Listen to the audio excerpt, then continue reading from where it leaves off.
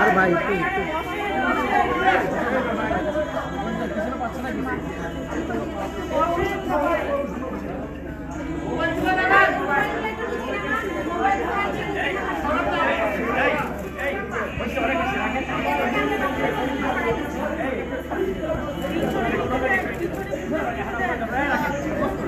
সদস্য, সাধারণ সম্পাদক এবং অন্যান্য সদস্যবৃন্দ, করতালি আশা করছি এক আনন্দময় মুহূর্ত, অনবদ্য মুহূর্ত। শামা ওবায়েদ ইসলাম আমাদের তারুণ্যের অহংকার। আমরা নতুন পৃথিবী দেখতে চাই, নতুন বাংলাদেশ।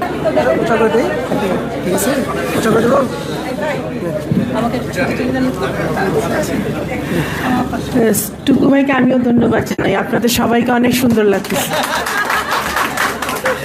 বিসমিল্লাহির রহমানির রহিম।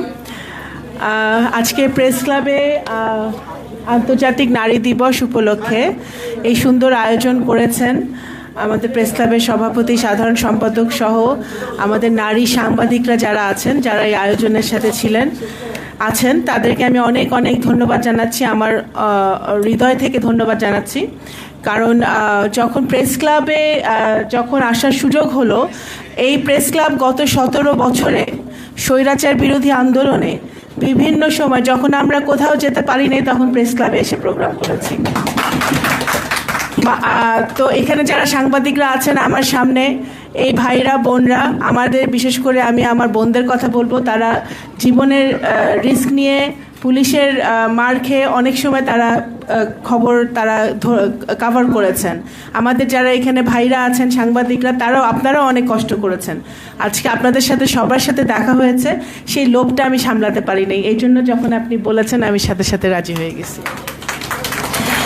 সুতরাং এই প্রেস ক্লাব অনেক ইতিহাসের সাক্ষী। এই প্রেস ক্লাবে আমাদের স্বাধীনতার ঘোষক শহীদ রাষ্ট্রপতি জিয়াউর রহমানেরও একটা প্রত্যক্ষ সহযোগিতা এই প্রেস ক্লাবের পেছনে আছে, আমরা সকলে জানি। তো সেই জন্য এই প্রেস ক্লাবে অত্যন্ত একটি পবিত্র জায়গা।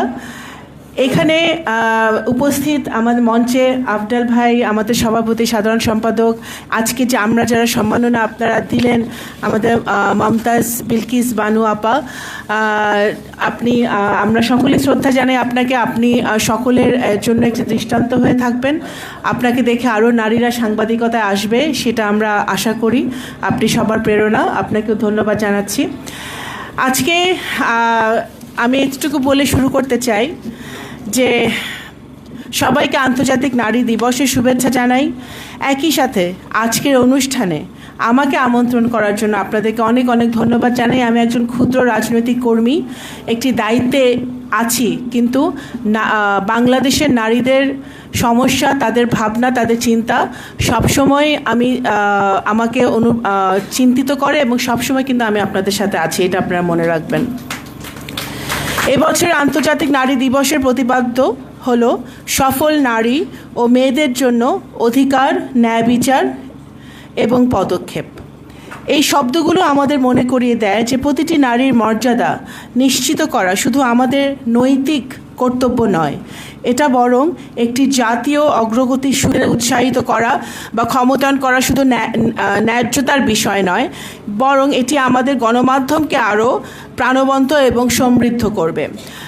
আন্তর্জাতিক নারী দিবসের পরিশেষে উপলক্ষে আমি সকলকে একটি সমতাভিত্তিক সমাজ প্রতিষ্ঠার জন্য আহ্বান জানাই, যেখানে প্রতিটি নারী নিরাপদ, মর্যাদাপূর্ণ এবং সম্ভাবনাময় জীবনযাপন করতে পারবে, যেখানে নারী ও পুরুষ সমানভাবে মানবতার অগ্রযাত্রার অবদান রাখবে।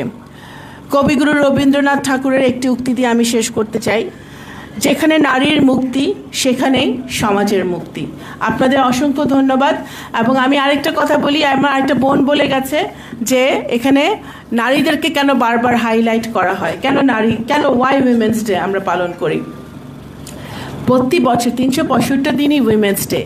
যদি নারীরা আপনারা যারা এখানে বসে আছেন প্রত্যেকে কিন্তু সংসার সামলিয়ে আপনার ছেলে মেয়েদেরকে সামলিয়ে সব কিছু টেক কেয়ার করে এখানে আজকে প্রোগ্রামে অংশগ্রহণ করতে এসেছেন।